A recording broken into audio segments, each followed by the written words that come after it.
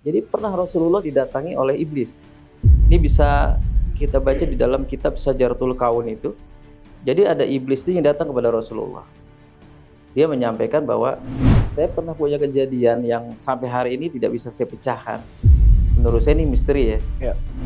Ketika kita sombong, sebenar apapun kita, ketika kita sombong, maka kesombongan akan menghancurkan kita. Pasar itu istilahnya setan. Pasar. Rumahnya kamar mandi. Terus kita juga jangan buat genangan air atau kolam itu persis di halaman rumah. Jadi kalau bicara, saya ngerti loh alam gaib yang mana, gitu kan? Mengerti ataukah sok-sok paham dengan alam gaib, gitu kan? Ya. Baru ngelihat penampakan sedikit dia mengatakan, saya ngerti loh alam gaib, ya nggak bisa juga. Ya. Jadi lebih banyak menurut saya pembodohannya ketimbang keasliannya. Halo semuanya, selamat datang di Haluan Misteri. Kali ini kami masih bersama dengan Mas Raden Jubah Ireng. Di episode kali ini kami akan membahas hal-hal yang berkaitan dengan dunia gaib. Pertama, 1 bulan yang lalu, channel Sarah Wijayanto melakukan konten klarifikasi mengapa ia tetap yakin bahwa alat yang dibawa oleh Ghost Ranger Indonesia benar-benar merekam aktivitas dari dunia lain. Video dari DMS tersebut bukan sekedar konten reguler biasa, melainkan sebuah penyelamatan seluruh konten yang pernah dibuat oleh tim DMS sendiri dengan green agar tetap dapat dipercaya oleh masyarakat. Disclaimer, di sini kami tidak ingin menjatuhkan channel manapun, namun di sini kami berusaha berada di tengah-tengah, yakni tidak membela pesulap merah dan juga tidak membela green atau Sarah Wijayanto. Haluan Misteri wajib menyampaikan semua hal yang terkait itu semua agar tidak menjadi sebuah kehaluan di masyarakat. Oleh karena itu hari ini Haluan Misteri menampilkan kembali sosok Mas Raden Jubah Ireng yang memahami tentang itu semua dari sudut pandang keilmuan, baik secara fikih maupun dunia astral. Sekali lagi, selamat datang di Haluan Misteri.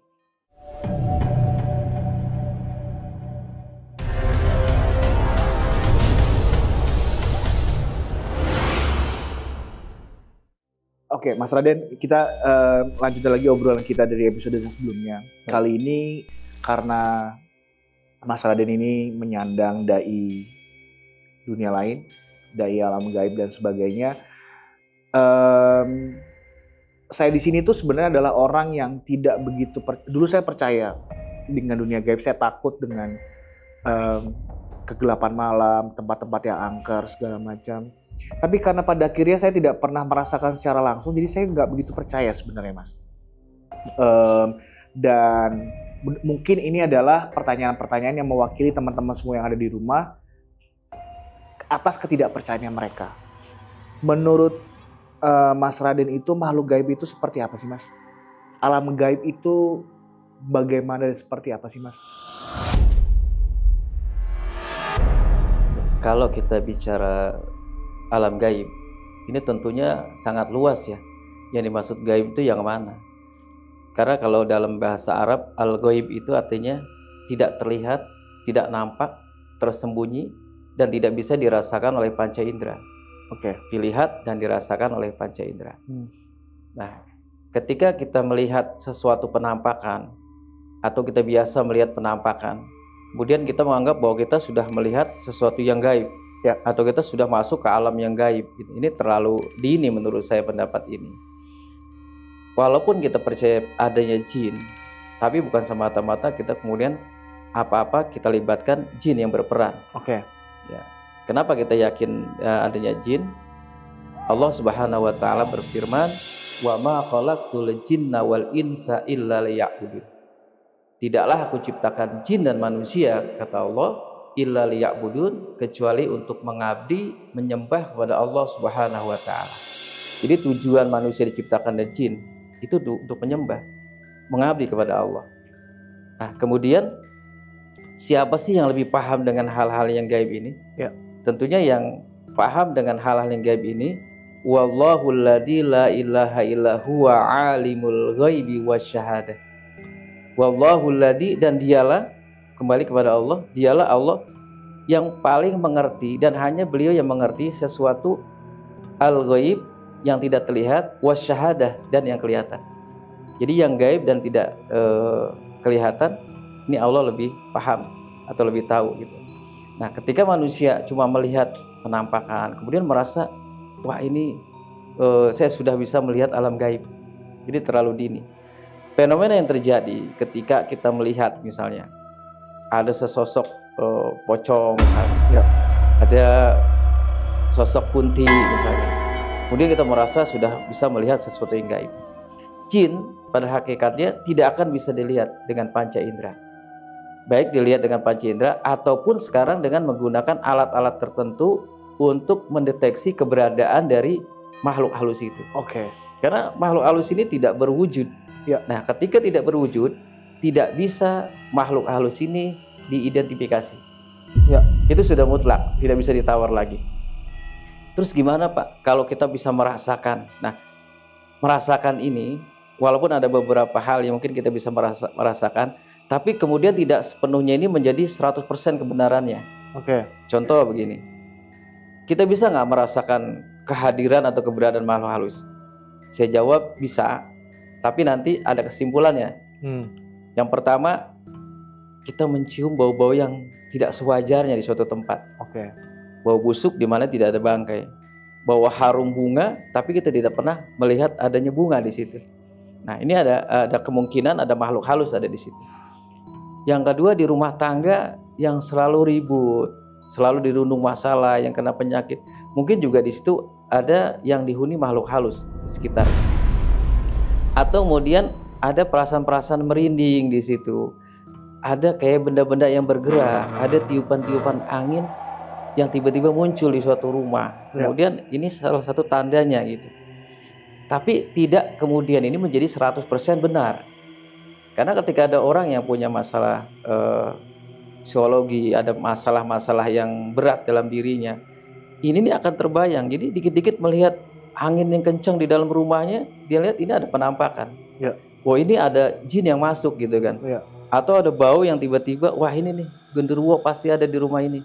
Kita nggak recheck, padahal di belakang ada bangkai, ada apa, Ya. gitu kan. Menarik, Jadi tidak 100% kebenarannya dengan adanya bau-bauan seperti itu. Ya. Malah orangnya perlu diruqyah tuh. Kalau dikit-dikit, wah ini ada penampakan, ini ada jin itu. Saya sering diminta bantuan untuk membersihkan rumah-rumah yang katanya dihuni makhluk halus. Selama meruqyah, paling banter saya hanya mendengar suara cekikikan. Pernah. Suara ketawa, iya, suara ketawa. Atau tiba-tiba ada barang jatuh. Tapi saya nggak berani mengatakan barang jatuh ini dijatuhkan oleh makhluk halus. Kenapa nggak berani? Karena ada kemungkinan kena angin. Oke. Atau bergeser karena sebab yang lain, kemudian jatuh. Jadi nggak bisa, wah ini ada nih, ini ada yang jatuhin. Saya nggak berani bilang gitu. Ya. Nah, untuk ketemu yang berwujud seperti digambar-gambarkan di film gitu kan, digambarkan di konten-konten, sampai hari ini saya belum pernah ketemu. Oke. Padahal kita kalau ngeruqyah itu dari jam 8 malam sampai pagi. Kalau yang hawa-hawa misalnya harum segalanya itu sering, sering sekali. Tapi kalau langsung berwujud di depan kita dengan bentuk yang menyeramkan itu enggak. Ya. Sekilas lewat bayangan sering. Sering juga. Menarik. Menarik. Jadi bahkan maksudnya kayak Mas Raden yang sudah malang melintang tidak cuma dalam dunia pengobatan, dunia syiar, dakwah, termasuk dalam dunia pengobatan gaib ini, sampai dengan hari ini belum pernah melihat secara langsung bentuk mereka yang menyeramkan itu ya? Ya, belum pernah. Oke. Dan apakah mereka takut sama Mas Raden? Apakah misalnya orang-orang biasa di luar sana tuh mereka karena mereka ketakutan, mereka dimudahkan untuk bisa melihat itu? Atau sebenarnya cuma halusinasi mereka aja? Kalau bicara manusia bisa melihat atau tidak, kalau kehendak dan izin Allah tidak ada yang mustahil. Sebenarnya kan, kalau kita berpacu kepada innama amruhu idza arada syai'an ayyakula lahu kun fayakun. Kalau Allah berkehendak, ya bisa saja. Para nabi, para sahabat dan orang pilihan itu bisa melihat, dan melihatnya mereka juga adalah suatu gambaran ketika Allah ingin menampakkan sesuatu buat pelajaran. Seperti itu, ketika ada iblis yang datang kepada Rasulullah, kemudian memberitahukan kelemahan dia pada hakikatnya, kemudian dia dapat punya misi untuk mengganggu manusia. Jadi pernah Rasulullah didatangi oleh iblis. Ini bisa kita baca di dalam kitab Syajaratul Kaun itu. Jadi ada iblis itu yang datang kepada Rasulullah. Dia menyampaikan bahwa sesungguhnya saya ini tidak bisa memberikan hidayah kepada manusia untuk berbuat jahat. Saya membujuk, merayu bisa, tapi memberikan hidayah agar jadi pengikutku yang seutuhnya nggak bisa. Tergantung keimanan daripada manusia. Begitupun kau ya Muhammad, kamu bisa berdakwah pagi, siang, malam, mendakwai saudaramu, paman-pamanmu sekalipun, kamu bisa dakwain, tapi kamu juga tidak bisa memberikan hidayah kepada mereka. Karena hidayah itu hak dari Allah Subhanahu wa Ta'ala. Jadi kalau ada yang bisa nggak manusia bisa melihat? Kalau berkehendak bisa saja Allah mengizinkan untuk melihat. Tapi kalau misalnya sekonyong-konyong manusia bisa melihat, mungkin dengan keilmuan, ada sesuatu yang diamalkan bisa melihat, kayaknya hampir sulit kita percaya sih hal seperti itu. Karena Quran mengatakan dalam bentuk wujud yang asli dia tidak akan bisa dilihat. Iya, menarik karena tadi disampaikan, tadi baru mau saya sanggah, ternyata sudah penjelasannya sampai dengan akhir lengkap banget. Mereka kalau Allah berkehendak maka semua bisa terjadi, itu argumennya betul. Yang kedua, karena para nabi dan rasul mereka diberikan kemampuan untuk melihat, itu betul ya, karena itu mereka kan nabi. Kalau kita manusia yang penuh dengan dosa ini kan ya sulit untuk diberikan karomah seperti kanjeng nabi kan. Bisa jadi antara melihat dan salah lihat. Ya itu juga betul. Ya, kan, ya? Iya.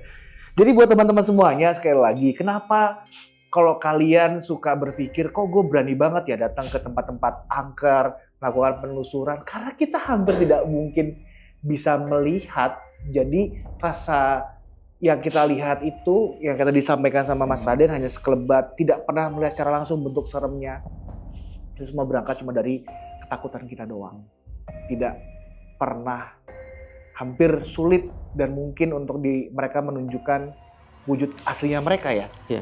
Kalau menyerupai kan kalau di Indonesia itu makhluk halus itu banyak banget ya. Ada pocong, gombel.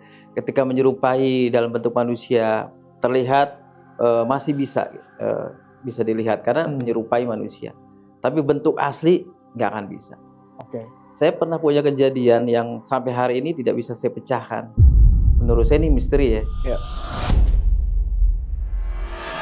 Kejadian pertama itu setiap saya keluar dari Masjidil Haram di Mekah itu ada orang pakai jubah berpakaian Arab itu, dia ngasih uang ke saya. Ngasih uang 20 real. Besok saya sholat keluar kasih 20 real. Sampai di hotel tuh saya kumpulin uang-uang itu.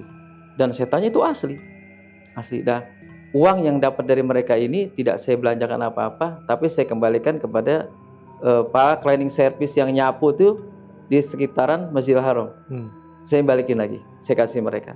Sampai teman saya bilang ini, itu punya amalan apa ya? Kok setiap jalan kita bertiga berempat selalu ente dikasih duit.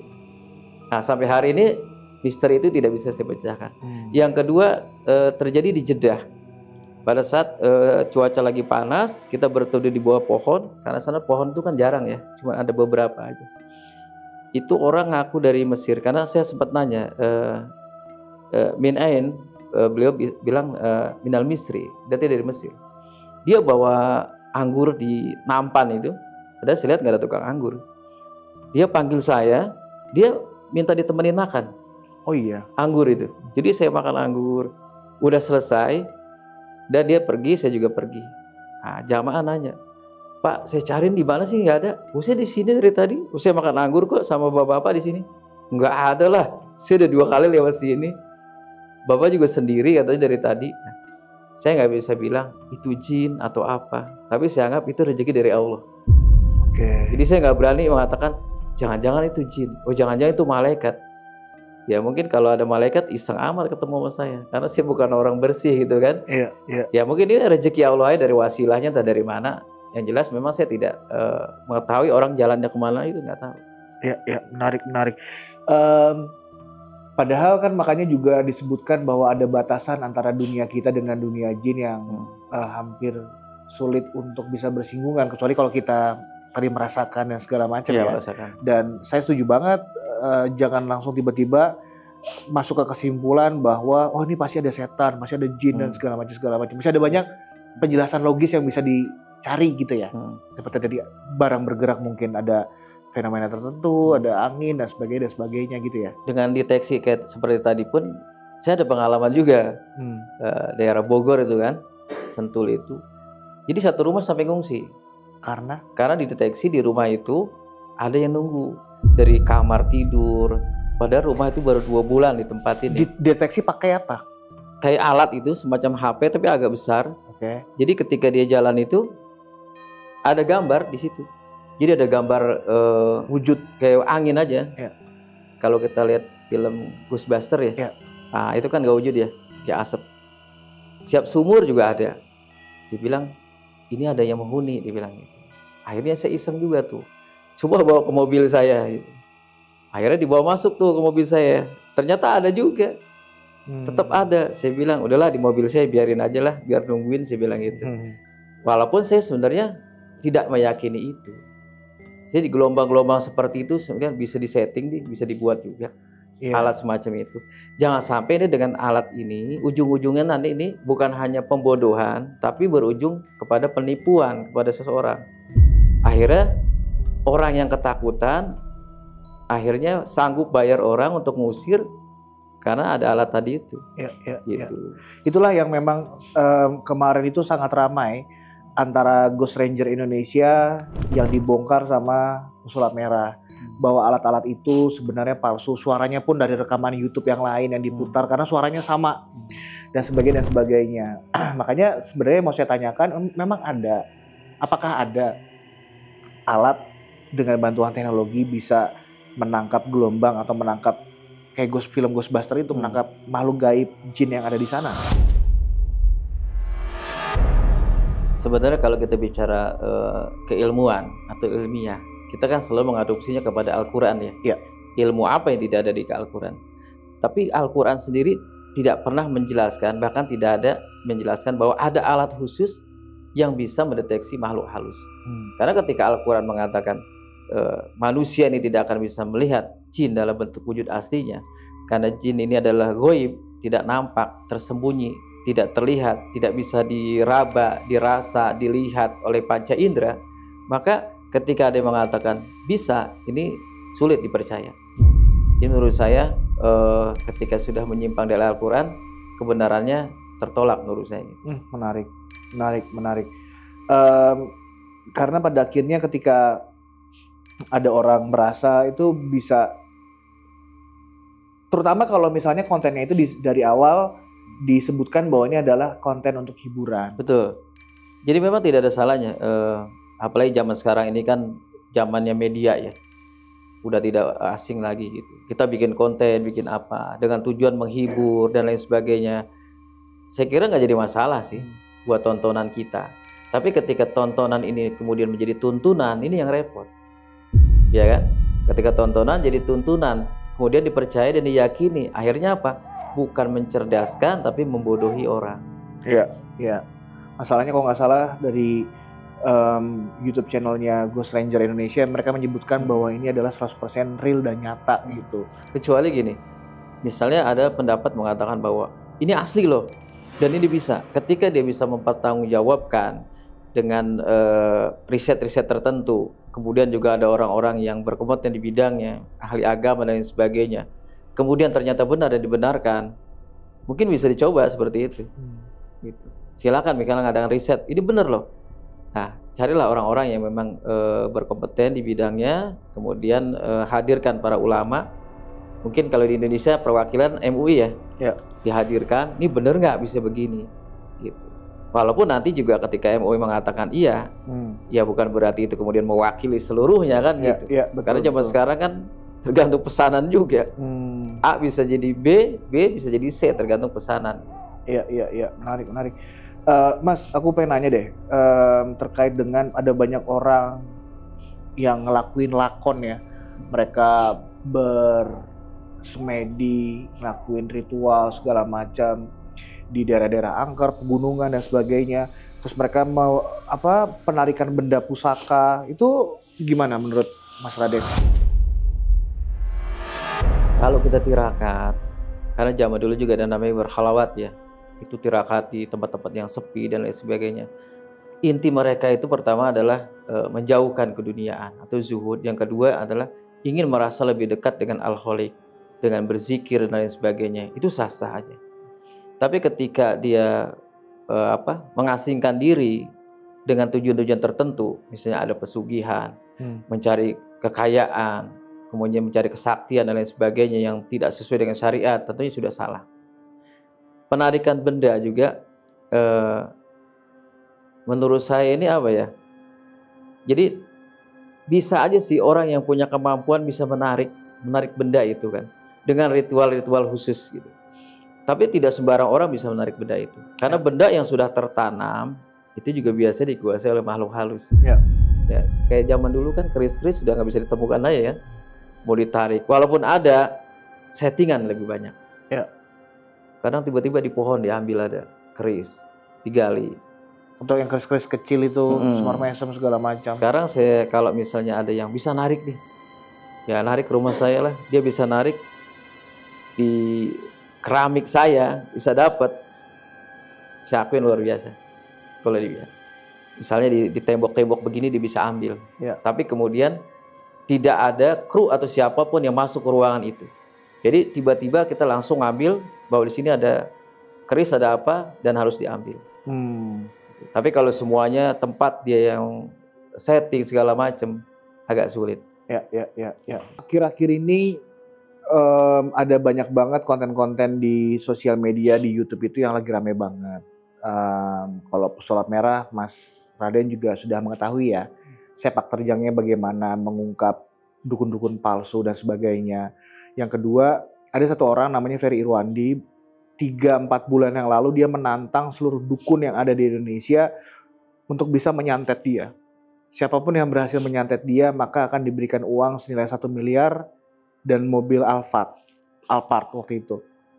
Ditunggu-tunggu tidak ada yang berhasil menyantet dia dan pada akhirnya membenarkan teori dia bahwa santet itu tidak ada dan sebagainya gitu kan. Kami dari Haluan Misteri ini mencoba untuk berimbang nih Mas. Ketika orang yang terlalu berlebihan percaya sama gaib, coba kami giring untuk lebih kepada menggunakan logikanya supaya bisa berimbang gitu. Gak terlalu, karena segala sesuatu yang terlalu kan tidak baik ya. Termasuk juga dengan orang yang tidak percaya sama sekali dengan dunia gaib. Ferry Irwandi menyatakan bahwa dia percaya sih sebenarnya sama dunia gaib Mas. Tapi tidak percaya bahwa ada makhluk yang bisa mencelakai manusia dengan metode santet kiriman secara gaib. Yang diketahui itu santet itu berupa racun sebenarnya yang disusupkan melalui makanan, minuman yang tidak diketahui sama korbannya. Nah, menurut Mas Raden sendiri gimana Mas terhadap orang-orang yang sangat-sangat tidak percaya dengan dunia gaib? Menyikapinya gimana ya?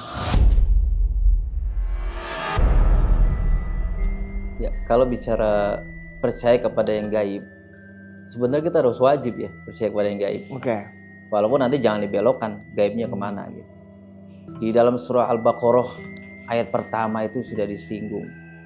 Ketika a'udzubillahi minasyaitonirrajim, bismillahirrahmanirrahim, alif lam mim, dzalikal kitabul la raiba fi hudal lil muttaqin.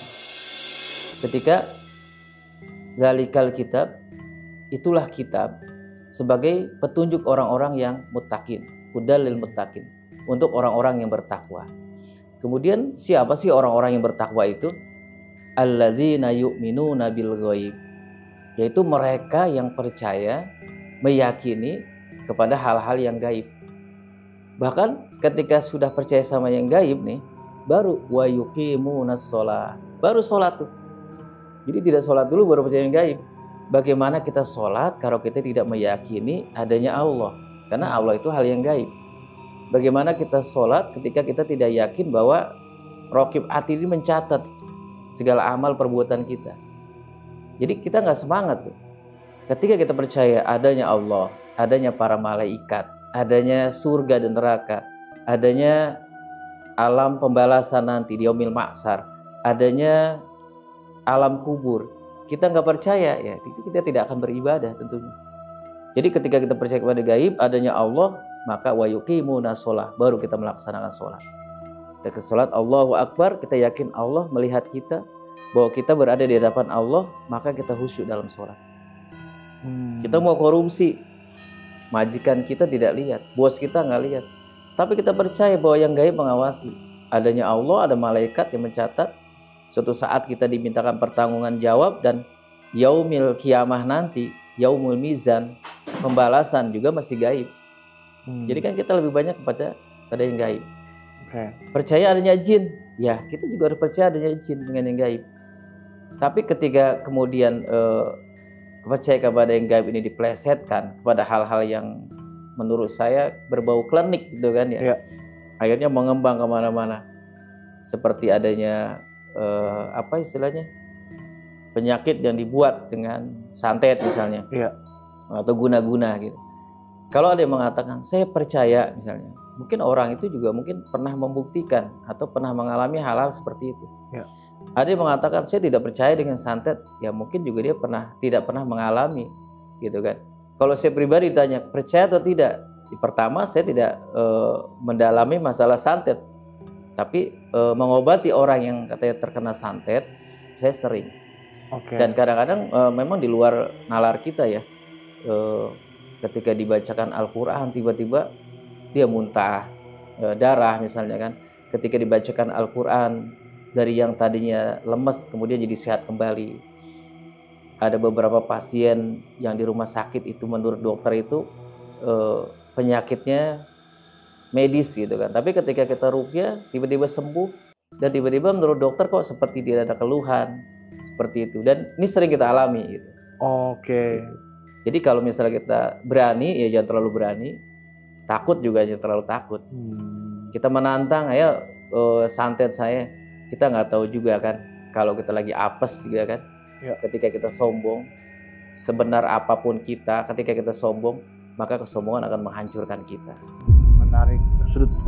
Sudut pandangnya dari sisi jangan terlalu sombong itu menarik banget sih Mas Raden. Karena tadi Mas Raden di awal juga sempat cerita tentang Mas Raden sering diminta untuk melakukan pembersihan terhadap rumah-rumah kosong, rumah-rumah angker segala macam. Ketika Mas Raden datang, kan diruqyah tuh rumahnya. Sebenarnya memang benar-benar ada makhluk itu di situ. Kalau yang kita rasakan seperti yang tadi tanda-tanda yang saya sebutkan, memang seperti itu. Bahkan ketika tengah malam nih, dulu kita pernah ruqyah di satu gedung, itu dari lantai 3 itu ada suara-suara seperti orang teriak-teriak segala macam. Dan itu kosong, itu full kosong. Dan pernah kita meruqyah, ada orang yang kerja bangunan tengah malam, karena mungkin kejar target ya harus jadi ya. Saya ditelepon tuh 2:30, udah diambang subuh, tapi saya berangkat juga. Itu ada yang teriak-teriak kesurupan. Dan yang diomongin apa? Dia bilang gini, saya tuh lebih awal ada di sini, harusnya kalian permisi atau gimana gitu kan. Saya dalami ini kenapa ya seperti itu. Akhirnya kita coba cari. Ternyata di rumah itu ada sumur tua di belakang itu. Tapi sudah ditutup dengan keramik. Itu persis di dapur posisinya. Nah, saya bilang dibongkar aja nih. Memang kalau kita jalan tuh bunyi itu. Bunyi. Mungkin karena tidak tertutup ya. Besoknya digali. Pas digali itu cuma ditutup beberapa triplek ya. Tapi airnya masih ada. Airnya masih ada. Akhirnya kita pulang. Nah, besoknya dia bilang gini, ini Pak ada penghuninya katanya. Kata orang di belakang ini ada kuntilanaknya di dalam gitu kan. Kita datangin lagi, kita ruqyah sesuai dengan syariat Nabi kan. Kita bacakan doa, kita guyurkan air di dalam sumur itu. Saya bilang, saya garansi deh kalau besok datang lagi, ganggu lagi, saya datang. Karena saya garansi seperti itu karena yang saya baca ayat Al-Quran dan saya sesuai dengan petunjuk dari Rasulullah seperti itu. Besok malamnya dia telepon, ternyata sudah aman semua. Dan gak ada lagi sampai hari ini. Dan kalau mau ditunjukkan tempatnya, sekarang sudah terbangun travel, ada 3 lantai daerah Jakarta Timur itu. Wow, menarik. Jadi dulu awalnya tuh beli bangunan yang sudah jadi dan kemudian dibongkar ulang, dibangun ulang, ditata ulang. Oke.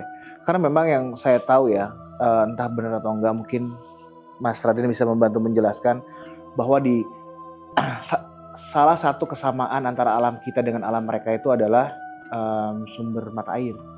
Dan disitulah tempat mereka biasanya berkumpul.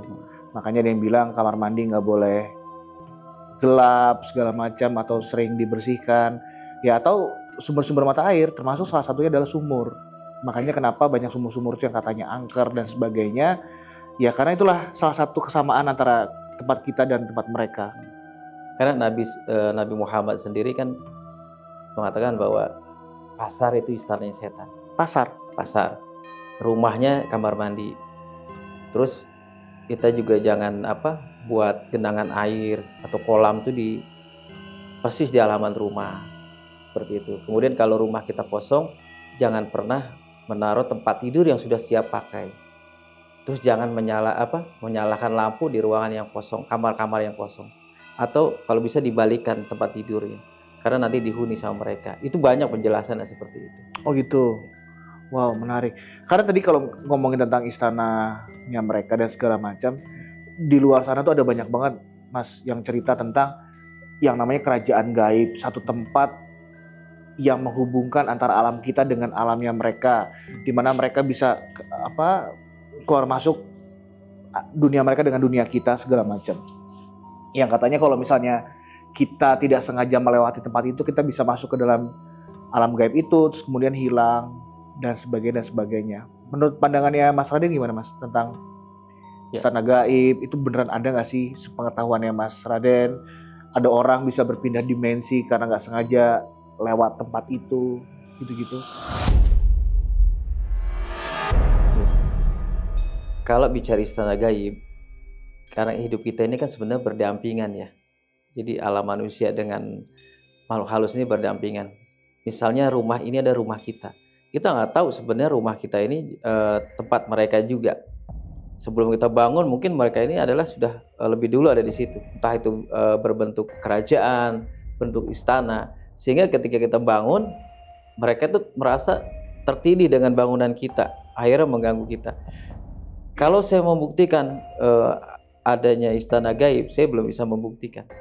Tapi saya banyak mendengar dari orang-orang yang memang katanya pernah memasuki alam istana gaib dan lain sebagainya. Banyak cerita kepada saya. Karena saya belum pernah masuk ke dalamnya, saya tidak berani juga mengatakan bahwa itu tidak ada. Karena hal seperti itu bisa-bisa saja ada dan terjadi. Oke, menarik. Terakhir nih, Mas Raden, di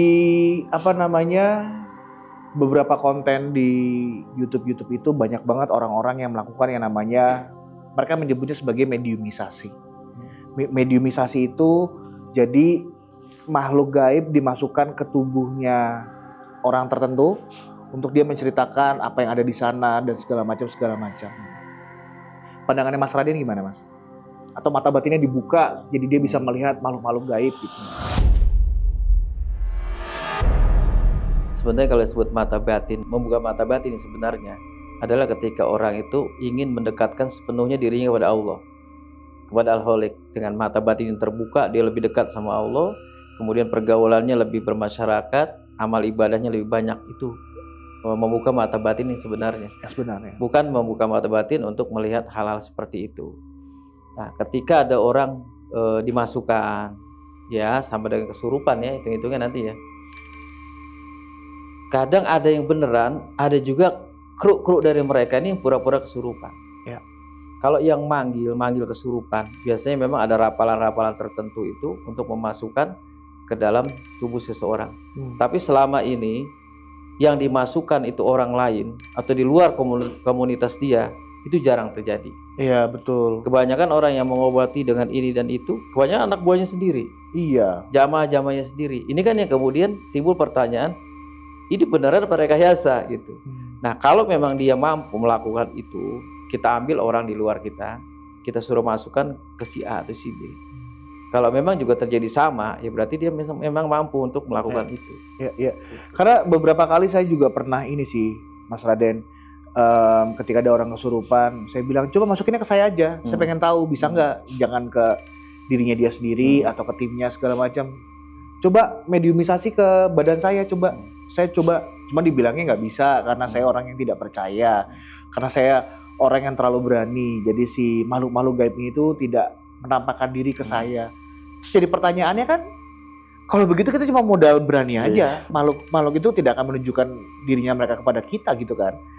Pertanyaannya adalah apakah itu semua cuma akhirnya halusinasi aja, Mas? Kenapa orang yang bisa melihat, orang yang bisa kesurupan itu hanya orang yang percaya dan takut, sementara orang yang berani dan tidak begitu percaya tidak pernah terjadi apa-apa gitu. Itu tadi orang yang gampang berhalusinasi, terus kadang-kadang sering kesurupan adalah orang-orang yang memang jiwanya kosong, punya permasalahan yang belum selesai. Kemudian juga halusinasinya itu tinggi. Jadi gampang diarahkan. Seperti hipnotis. Hipnotis ini bukan ilmu gaib loh. Ya. Hipnotis ini orang ketika mendengarkan kalimat kita, kemudian dia merasa terhipnotis dengan kata-kata kita, itu bisa terjadi relaksasi namanya. Dan di sini nanti kita bisa tuh relaksasi kalau mau. Tidak pakai kru kita, siapkan krunya gitu kan, atau dari sini bisa. Dan itu bukan gaib, itu memang ada orang-orang tertentu yang memang bisa direlaksasi dengan hipnotis. Tapi tidak semua orang bisa dihipnotis. Iya, tidak mungkin kita semua orang kita hipnotis, nggak bisa. Sama dengan orang tidak mempan dibakar. Apakah ini ilmu jin? Nggak juga. Ada latihan juga yang seperti itu, bisa orang tidak bisa terbakar. Gitu. Oke. Jadi kalau kata pesulap merah, ketika dibakar dia memindahkan fokusnya tidak di panas dan rasa sakit yang ada di sini gitu kan? Bisa jadi seperti itu. Karena dia tapi sekali lagi butuh latihan yang panjang gitu ya. Sekarang gini, orang lagi sadar nih, kita cubit, sakit nggak? Teriak nggak? Sekarang orang pingsan, kita tampar dia, teriak nggak? Enggak. Kenapa? Karena lagi nggak sadar. Nah, nggak sadar, dia tidak fokus dengan kesadarannya. Walaupun nanti ketika bangun mungkin terasa juga ya. Ketika dia sadar, seperti itu jadi. Ya, menarik. Jadi kan kalau kita ngomongin tentang alam gaib itu ada banyak banget versinya segala macam. Kalau versinya Mas Raden sendiri, alam gaib itu kayak gimana sih, Mas? Tempat mereka hidup tuh seperti apa sih, Mas? Pernah tahu nggak sih, Mas? Atau pergi ke sana nggak sih, Mas? Ya, tadi saya katakan seperti tadi awal ya, kalau bicara alam gaib ini terlalu meluas. Ya. Pertama nanti nih, setelah alam kita sudah meninggal aja, itu ada alam-alam gaib yang lain. Yang pertama ada alam barzah, ini alam kubur. Alam barzah itu termasuk alam gaib. Ketika alam barzah selesai, nanti kita masuk kepada kita dikumpulkan di alam mahsyar. Terus ada yaumul mizan. Terus juga ada yaumul jaza, hari pembalasan. Itu semuanya alam-alam gaib yang kita harus meyakini tanpa harus kita buktikan sekarang. Ya. Sulit kalau bilang kita, ada nggak alam kubur gitu kan? Terus buktikan dong kalau memang ada. Ya susah, ya mati aja dulu kan, baru bisa dibuktikan. Nah, di dunia ini ada juga yang namanya alam malakut. Alam malakut ini adalah alam-alam di mana tempatnya para malaikat berkumpul. Itu alam malakut. Ada juga alam yang namanya jabarut. Ruh-ruh kita yang orang-orang soleh itu berkumpul juga di situ. Jadi antara alam gaib, tempatnya para malaikat, tempatnya ruh, tempatnya jin, ya berbeda, tidak sama. Jadi kalau bicara, saya ngerti loh alam gaib yang mana, gitu kan? Mengerti ataukah sok-sok paham dengan alam gaib, gitu kan? Baru ngelihat penampakan sedikit dia mengatakan, saya ngerti loh alam gaib, ya nggak bisa juga. Jadi lebih banyak menurut saya pembodohannya ketimbang keasliannya. Alright, Mas Raden sekali lagi terima kasih banget atas waktunya sudah datang ke sini. Saya happy banget bisa ketemu sama Mas Raden karena bisa memberikan pencerahan yang sangat berimbang ya buat kami ya, buat saya pribadi. Mudah-mudahan bermanfaat lah buat kita. Iya, karena edukasinya ini benar-benar dari awal sampai dengan akhir kita ngobrol tuh benar-benar konsisten. Mas Raden selalu mengembalikan semuanya ke hal yang logis dan kembali lagi kepada syariat, agama dan juga Al-Quran. Di sini bagus banget. Jadi Mas Raden di sini mematahkan satu argumen bahwa Saya melihat Mas Raden dengan padepokan paguyuban Jubah Irengnya ini benar-benar bukanlah sebuah aliran sesat, karena semuanya berdasarkan terhadap Al-Quran, semuanya berdasarkan dengan syariat, tidak terlalu menjadi kedukunan. Ada banyak banget orang di luar sana yang membuat padepokan, yang membuat perguruan yang pada akhirnya mereka menjadi terlalu kedukunan. Tapi ada satu hal yang perlu kita catat bersama-sama. Setiap pengalaman gaib bukan hanya soal rasa takut, tapi juga tentang membuka mata kita terhadap hal-hal yang tidak kasat mata. Dunia ini masih penuh dengan misteri. Dunia ini penuh dengan hal-hal yang belum kita ketahui, belum bisa diungkap, penuh dengan hal-hal misteri. Dan mungkin justru di balik misteri itu kita bisa menemukan jawaban tentang siapa kita sebenarnya. Thank you for watching.